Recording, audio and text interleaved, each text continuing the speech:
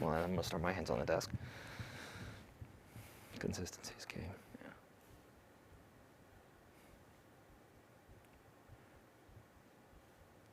Hello and welcome to the Foxtrot, your weekly wrap for news happening on and off campus here at Marist. I'm Andrew Muscadin, alongside John Zeal. Tonight, a Hudson Valley woman appeals her sentence after being charged with murdering the father of her children. A tornado touches down in Amenia. We say goodbye to a beloved local and healthy restaurant, and Marist students present For the Record this spring.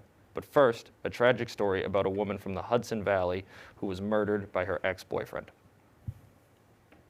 A mother of 4 from the Hudson Valley was allegedly murdered by her ex-boyfriend at work.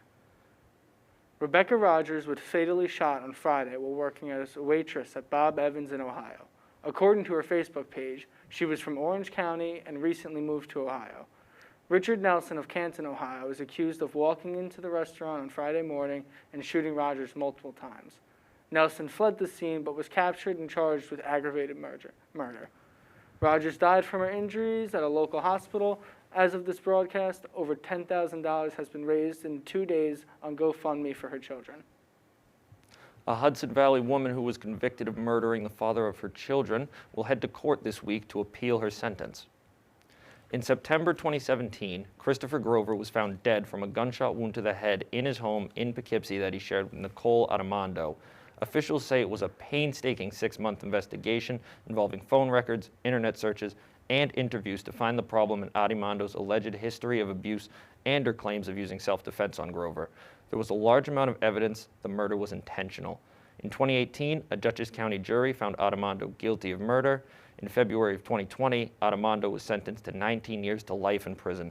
Armando is scheduled to appear in court on Thursday to appeal her sentence. Another tragedy, a new mother from the Hudson Valley unfortunately died one day after giving birth to a baby girl.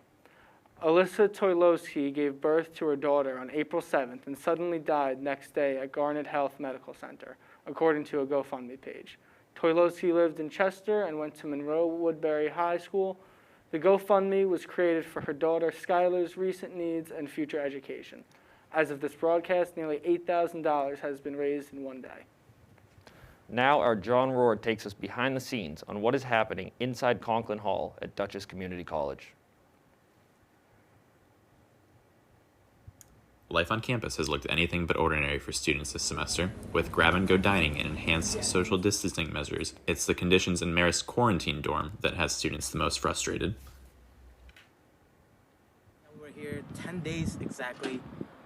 The school never really called us. We were the ones that had to initiate a contact with the school just because they weren't doing their jobs. Contact tracing wasn't really calling us at all, checking up on us, which is the first thing that they told us they were going to be doing, calling us every day. That wasn't true. We had to call themselves every single time to initiate that contact. They never really told us if we were going to get like our 8th day testing or not. We called them on the 8th day to be like, hey, are we going to get tested or not? So we had to make those appointments ourselves because they had no idea that we were here for that long at all. And in terms of food, I think it was like 4 times in the times that we were here, they forgot our food completely once we ordered it. And honestly, Marist needs to do better in terms of providing food for people that they send into quarantine, because if somebody doesn't have a meal plan, they're effed. With a recent uptick in cases, 2 freshman dorms have been placed in precautionary quarantine, and many feel that the college isn't doing enough to protect students. And without warning, students might find themselves here on the campus of Dutchess Community College. Reporting from Conklin Hall, I'm John Rohr, Com 332. Thanks, John. Speaking of changes during the pandemic, our Devin Bartram takes a look at a new project with MCTV and the Don't At Me podcast team. Studio A is home to the Marist College Television Club. It's where they shoot, edit, and produce all of their TV shows. I caught up with the club's president for more insight about the club, as well as some exciting news about their upcoming season. Marist College Television is a club. It's a fully student-run, student-produced television production club on campus. We currently have 5 shows. We have MCTV News, Halftime on the Hudson, which is our sports show. We have Studio A. We have Don't At Me, which is our one of our general members shows. Don't At Me, originally a panel discussion pop culture podcast, is now the newest addition to MCTV shows. I caught up with the show's creator and host, Michael Major, for more information about their collaboration. End goal, I think I wanted the podcast to be successful, but I kind of always wanted Don't At Me to be something a little bit more. And then when I got more familiar with MCTV and what they do, I was just really interested in reaching out to them, seeing if we could work something out. Michael originally emailed me with the idea. I was very excited. I went and looked up the podcast immediately, and I loved it. And it was something that we haven't had on MCTV, a group of friends talking about what's new and trending. With students back on campus for the spring semester, you can expect more episodes of Don't At Me and other MCTV productions soon. From Studio A, I'm Devin Bartram for Com 332. Thanks, Devin. When we come back, our Alex Thoreau will have the latest on the weather this week. Another beautiful weekend is coming up.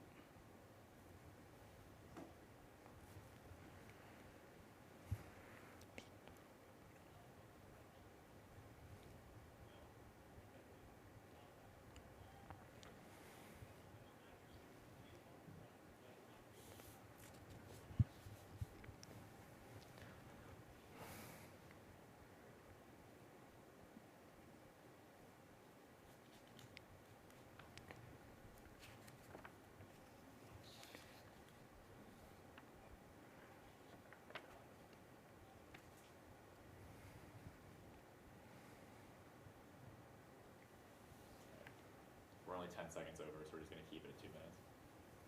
Got it.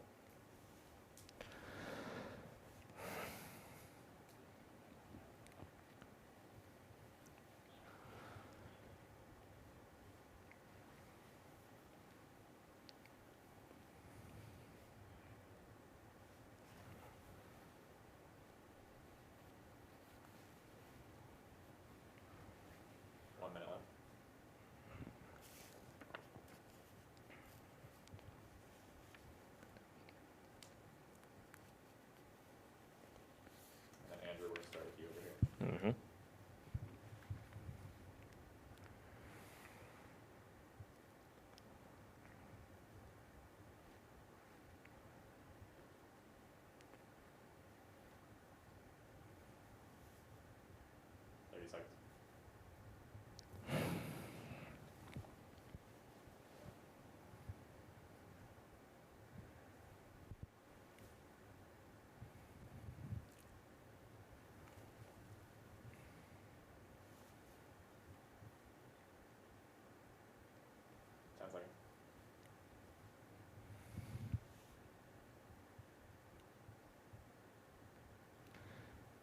Get out your umbrella for tonight because we're supposed to get some heavy rain, but this weekend is looking better. Our Alex Thoreau has more.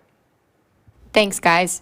April showers have been in full effect this week, but it's looking like we're going to be seeing some sun in the days ahead. Today's temperature will see a high of 74 degrees with a low of 58, which is right around the average. We're going to be seeing mostly cloudy skies throughout the day with a 70% chance of showers.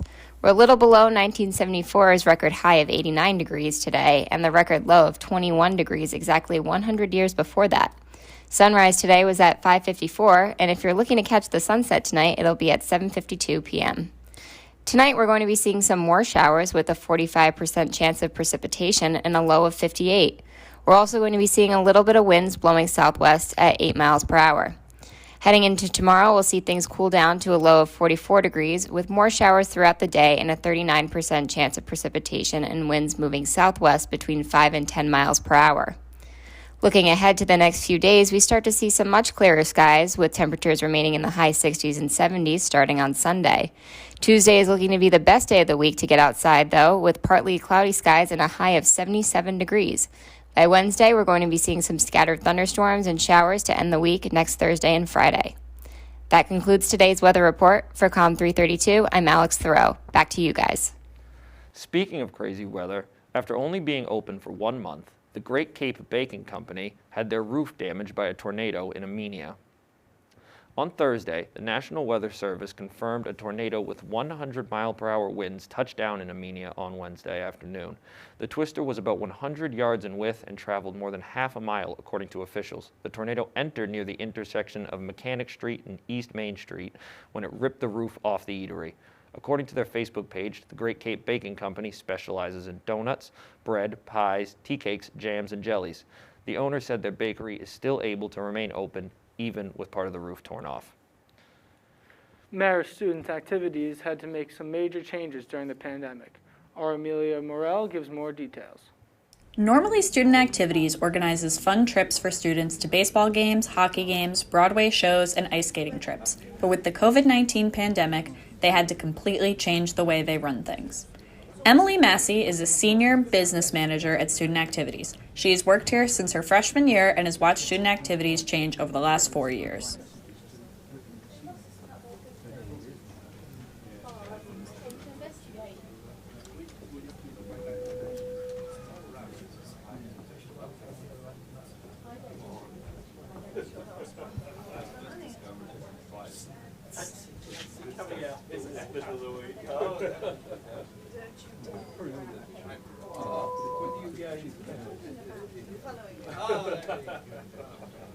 And how is Student Activities keeping student employees and Marist students safe during the pandemic?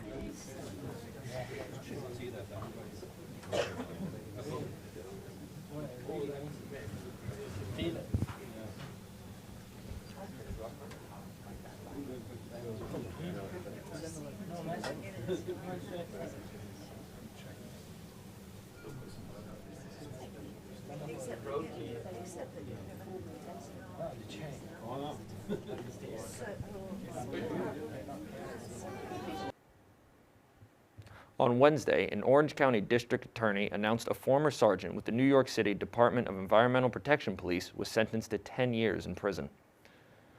39-year-old Greg Marinelli from Plattekill was found in connection to having sold a ghost gun with no serial number on it to an outlaw motorcycle club member. Marinelli had previously pleaded guilty in 2018 to selling the pistol to Paul Smith, who was a City of Middletown Fire Department lieutenant at the time. Smith had previously also pleaded guilty to high-level drug charges. Although the pandemic has caused many changes to student life at Marist, the For the Record event was still able to take place. Our Nicole Usolino has more. The Marist Circle Special Initiative, For the Record, has officially launched this week, leaving the entire For the Record team beyond excited to show the Marist community what they have been working so hard on this entire year. To celebrate the launch, Sarah Lynch, editor-in-chief of the Marist Circle, as well as project manager for the Record, put together a s'mores-making event to celebrate everyone's hard work, as well as share why she is so passionate about For the Record. So this edition of For the Record is different than how we usually operate. Usually this project highlights incredible student stories here at Marist, but with everything that's happened in the last year with racial injustices, a global pandemic, etc., we just knew we had to make this edition of the project really special to honor that year. So this is called the Change Makers, and so the people that are honored in this project are current students, of course, faculty members at Marist, Marist alumni, as well as community members outside Marist gates. Because of COVID-19, many of the ways the For the Record team had to work had to be altered. For example, many of the photo shoots that usually would take indoors in the studios within the steel plant were done outside of the Pay Mansion. Despite all the pauses and delays because of COVID-19, the Marist For the Record team was beyond thrilled their launch began successfully on April 26th. Every single day during the week, a profile will be released at 6 p.m. Check out their websites and their Instagrams for updates throughout the week. My name is Nicole Usolino from COM 332. Thanks, Nicole. When we come back, there's good news for the New York State Fair. John Paris will have the latest.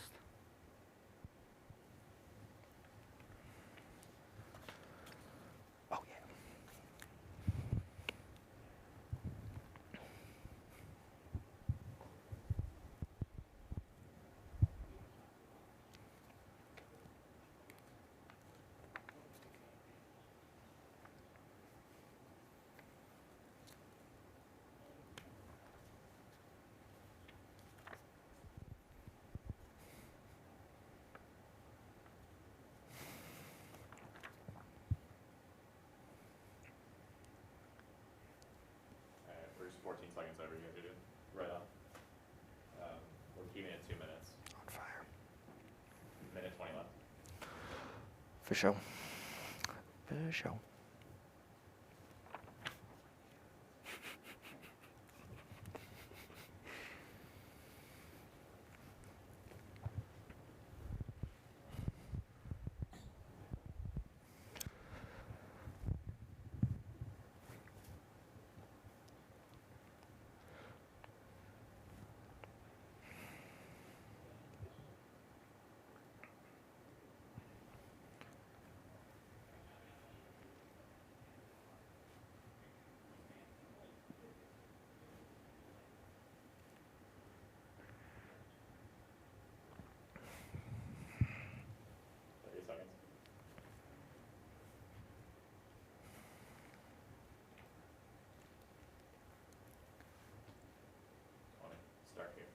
Mm-hmm.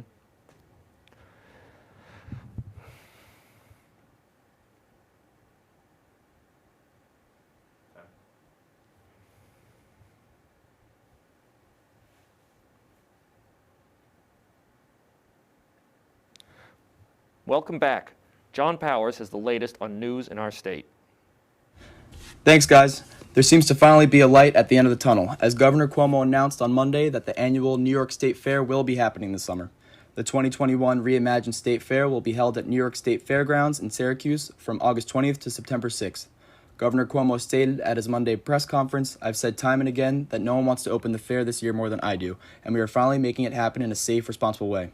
The highly anticipated fair will include New York's best food, drinks, live music, and rides. Admissions is $3, and children under the age of 12 are free."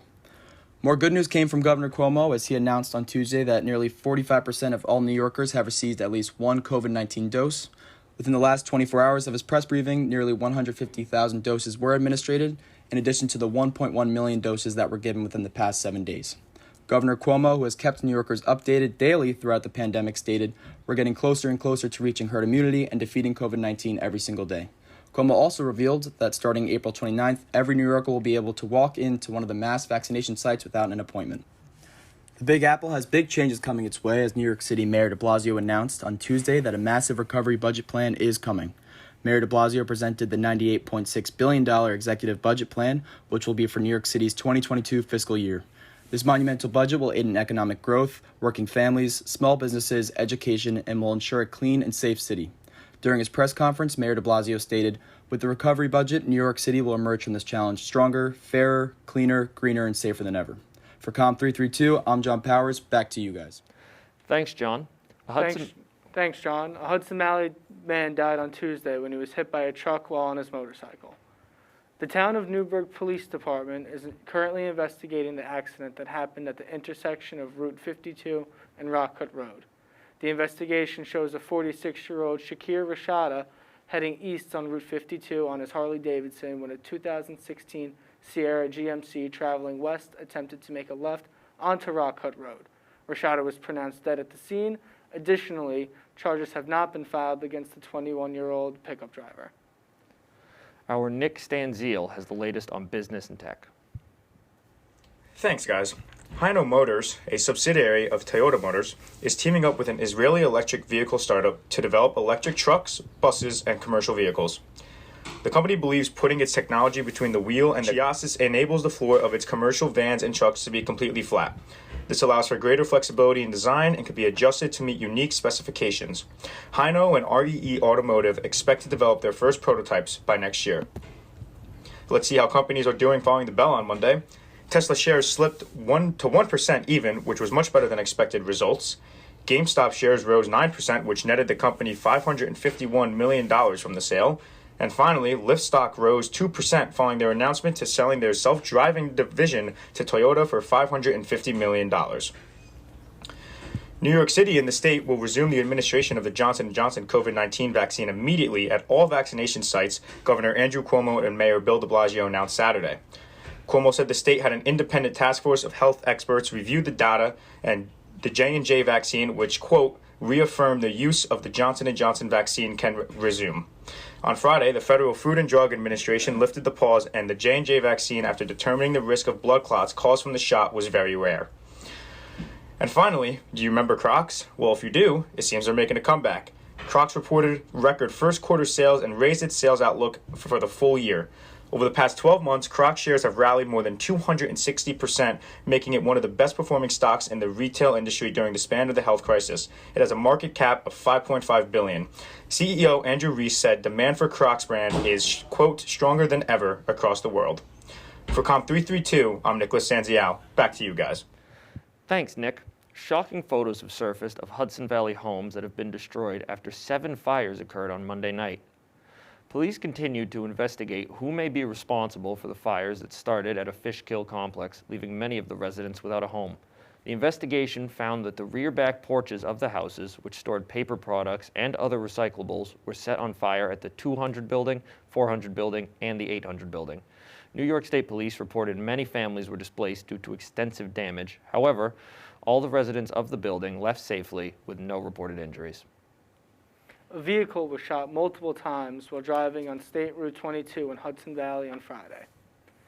New York State Police first received a call from the victim who heard 3 to 4 loud pops while driving down the road in the town of Patterson. Upon accessing the damage, occupant of the vehicle found bullet holes on the driver's side of their car. The investigation discovered an 18-year-old was target shooting with an unsafe downrange towards the Route 22. It hit the victim's car as it passed by. New York State Police arrested the unnamed 18-year-old on Tuesday for second-degree criminal possession of a weapon, a Class C felony, and more. When we come back, Andrew Dolan gives us the sports highlights for this week.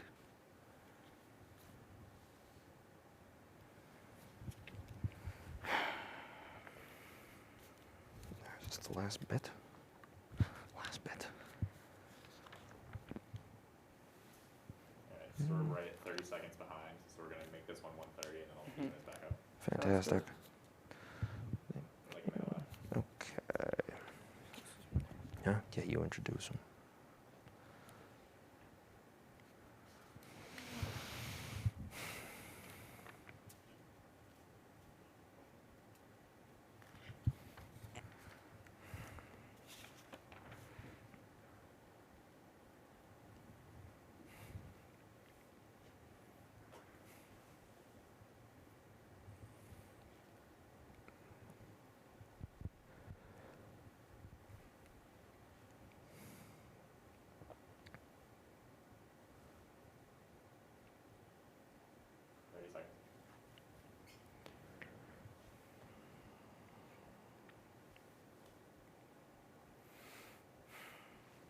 Start over here, John. 10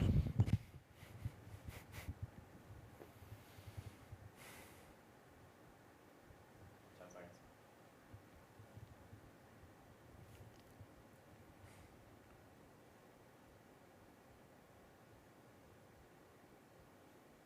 Welcome back. Andrew Dolan is here with the latest in sports. Take a listen.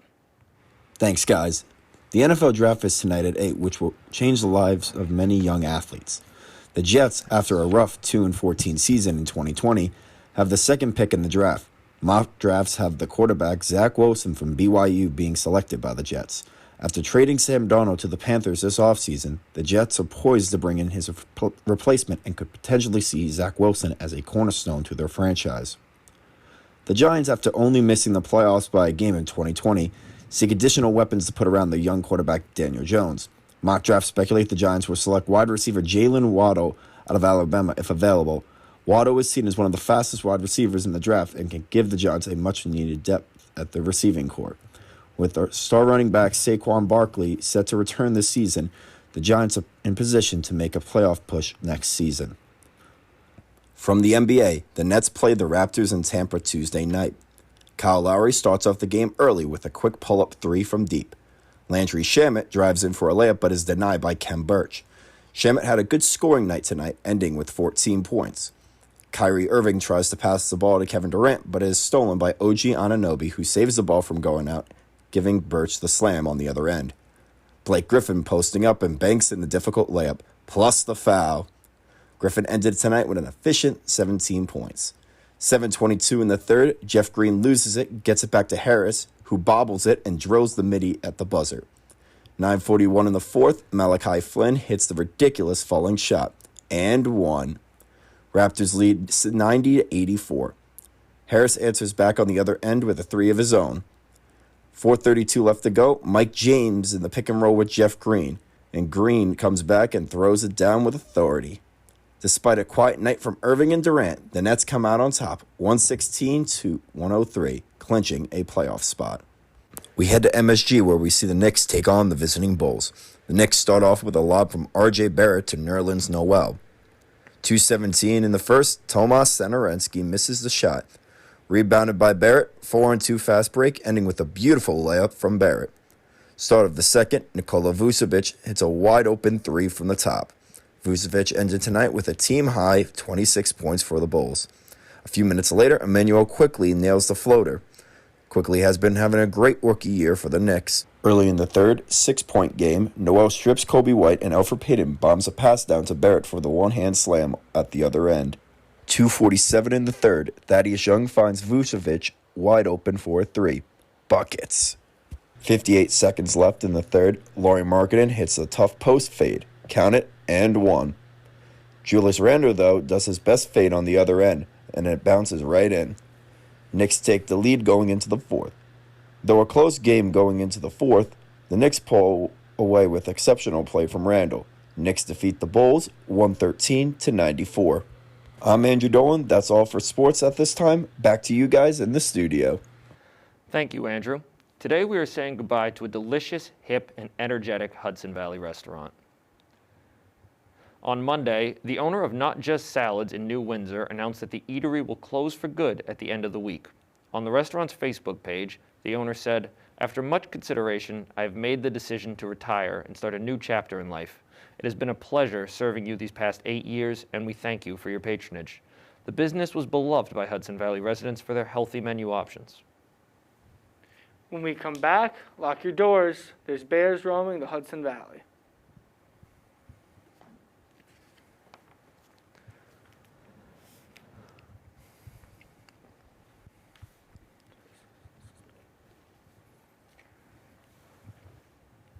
We're even, so we're coming at 2 minutes.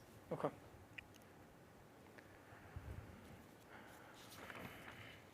Yeah, it's all you. Mm-hmm. And I clean So up. you guys probably got to do a happy talk about the final bear story. So we're going to go to the two shot here, and this is where you sign, John. He'll tell me this, or this is wrap it up, or or stretch. So once you see this, that's when you go to the close. Okay. Okay. And then that close So, won't be on prompter. Yeah, but you guys will be talking on this camera. So there won't be a prompter, but okay, so I'm going to read it as normal and then and watch I'll you. decide, yeah. Okay.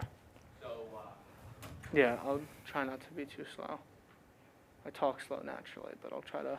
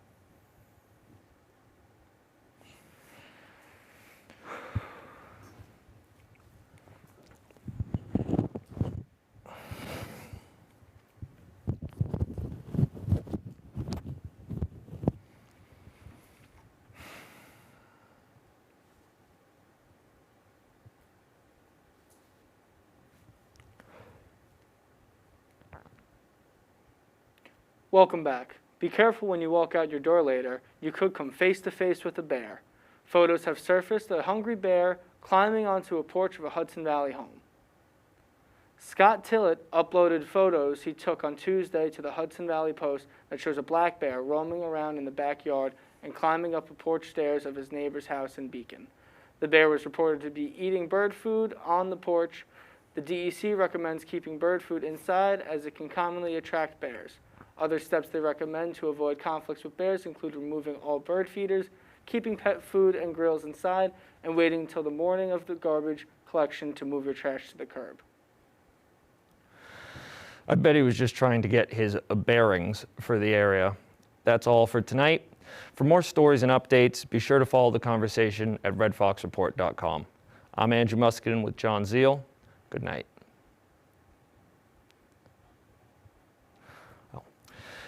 I wonder what,